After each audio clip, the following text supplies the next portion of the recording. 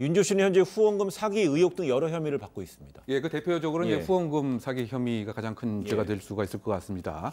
본인이 설립한 증언자를 위한 재단에 사실은 가짜로 정보를 흘려서 1억 원 상당을 편취했다고 예. 하는 이제 이런 혐의입니다.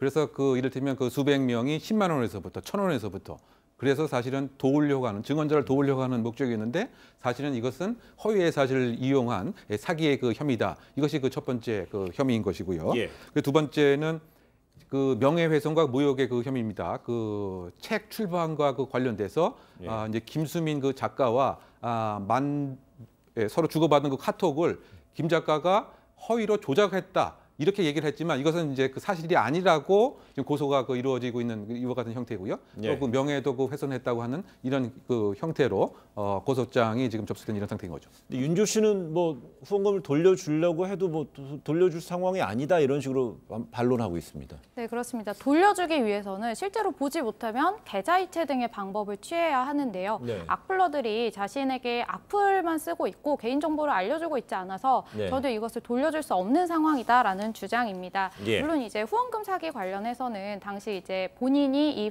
펀딩을 모금한 목적에 이 돈을 사용을 했느냐 이 부분으로 사기죄의 여부는 갈릴 것으로 보이는데요. 예. 이제 추가적으로 본인의 주장에 의하면 자신은 이런 가해 속에서도 이 목적에 맞게 3명에게 생활비 등을 지원을 해주고 있다라고 이야기를 하고 있단 말이에요. 예. 그리고 현재로서 이것과 별개로 또 439명의 집단 반환 소송도 진행이 되고 있는 상황입니다. 만약에 정말 돌려주려고 했으면 이 루트를 통해서도 또 돌려줄 수도 있는 부분이고 구체적인 상황에 대해서는 밝혀진 게 많지 않기 때문에 또 개개인이 어떻게 밝히느냐에 따라서 달라질 것으로 보입니다. 지금 현재 녹색당하고요, 한국사이버 성폭력 대응센터 등 7개 단체가 뭐 그제죠 기자회견을 열어서요 수사가 윤조 씨에 대한 수사가 편파적이라고 주장을 하고 있습니다. 네, 그렇습니다. 약간 젠더 이슈로 몰아가는 느낌이어서 좀 비판의 목소리도 어느 정도 있기는 했습니다만 최근에 버닝썬이나 다른 수사와 관련을 해서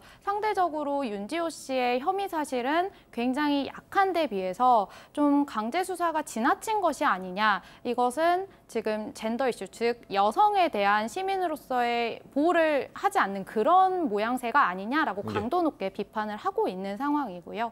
그런데 아무래도 이렇게 사회적으로 관심이 가는 사건에 있어서는 경찰력이 집중이 될 수밖에 없기 때문에 이런 비판이 같이 나온 것이 아닌가 싶습니다.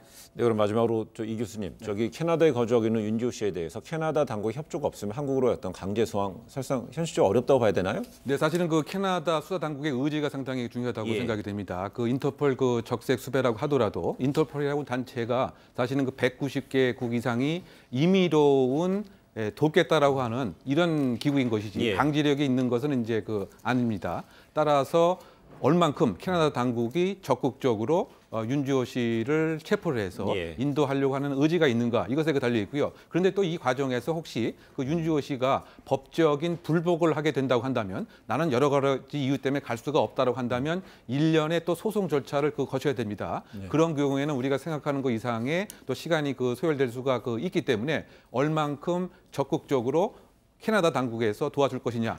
그와 같은 경우에 이제 범죄인 인도 협약이 캐나다와 우리나라가 있기 때문에 이 역시 캐나다 수사 당국의 적극적인 의지가 중요한 관건이 되지 않을까 생각됩니다.